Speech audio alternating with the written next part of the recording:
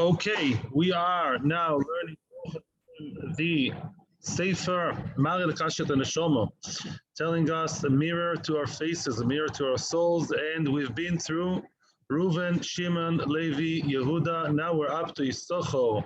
Issachar, what's his good quality? Says the Maril Kashet, Issachar midas halimud. Issachar has the quality, the trait of learning.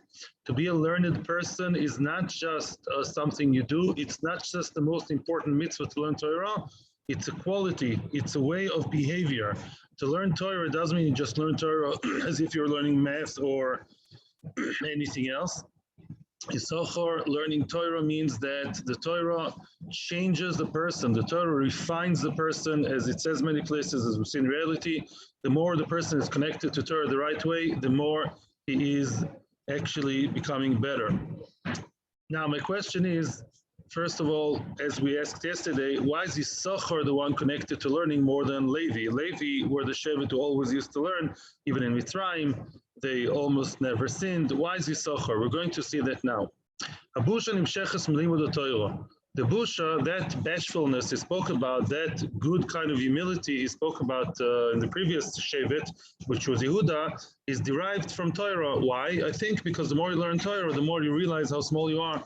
Moshe Feinstein said, I don't know enough Torah, and he meant it because he was so huge, such a genius that every time that like those new vistas opened to him, every time there was more and more Torah, that he just realized, wow, like another ocean is opening in front of his eyes, and he's so small in front of yet another ocean there.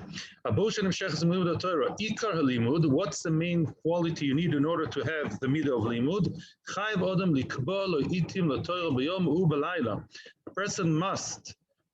A person must set himself time, and that time should be holy, to learn Torah both day and night. It says, you should delve and learn Torah day and night. You should know, as I said yesterday, the first question, not the first, one of the first questions they ask a person in Shemaim is, Kovato itim lo Torah. They don't ask, did you learn? They ask, did you actually set time that was holy, that was fixed, that was, unmovable? Torah Yom V'Layla. Rosh Yeshiva, Rabbi Tzvi Kushlevsky, brought down the story that a person that was a working person had his fixed time to learn. So his wife told him, listen, you run the shop, most of the day, but you have the 1 or 2 hours where you learned, and I have to run the shop. But sometimes there are real emergencies. Sometimes I really have to call you or get you out of your learning because, there's no choice. So he told her, you can tell the people in these 2 hours that I died. You can tell her I'm dead. Adam ki yomus be'oil. Yomus be'oil, a person should die in the tent of Torah. The tent of Torah should be so strong. Tell her, I'm sorry, my husband's nifter. What would they do? What would the supplier do? What would the big client do? What would the guy from China do? The guy's dead. What can you do? You should wait until Tchias HaMesim when he closes the Gemara in 2 hours' time. That's how we should treat our learning. Ideally, I said a personal experience yesterday also that whenever I stopped my learning, I used to stop my learning stupidly in order to do something really urgent. We always failed, either right away or a month or two later. Whatever was the very urgent thing I had to do in the middle of my learning, just didn't work. So I don't stop my learning, not because I'm such a big tzaddik, just because, from experience, I know, business-wise, it just doesn't work. This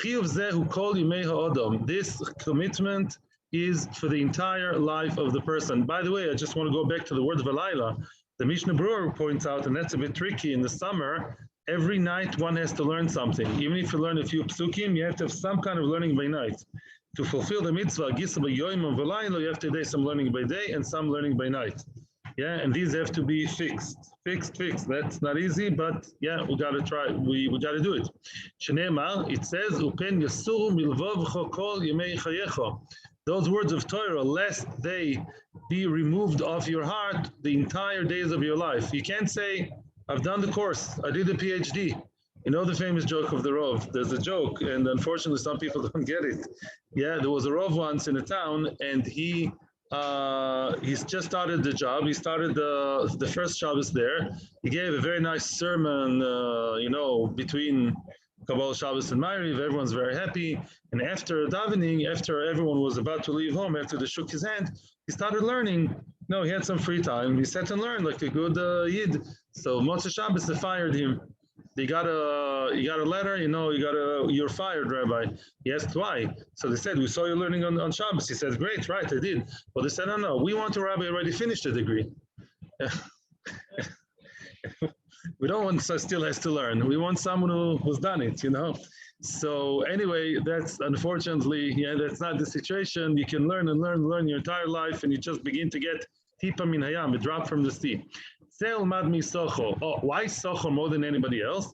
Issachar was a masmid. He had a perseverance. Tomid always was dealing with Torah. Issachar was in the tent. Tent represents what? It represents somewhere fixed, a house. Issachar was always kavua. They were fixed into their learning. They had this learning obsession. Usually obsession is not a good thing. In this case, it's good.